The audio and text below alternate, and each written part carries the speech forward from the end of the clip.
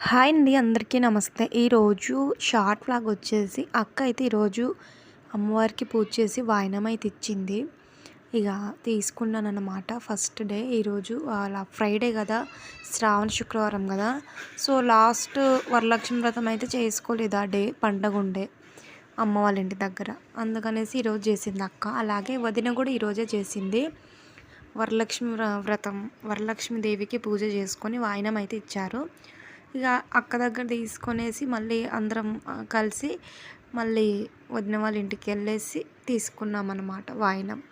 ఆ వాయినాలు తీసుకొని మళ్ళీ రిటర్న్ అందరం ఇంటికైతే వచ్చేసినాం.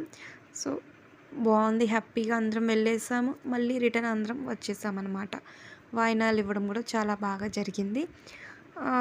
వీడియో కనుక నచ్చింది అనుకుంటే ప్లీజ్ లైక్ చేయండి.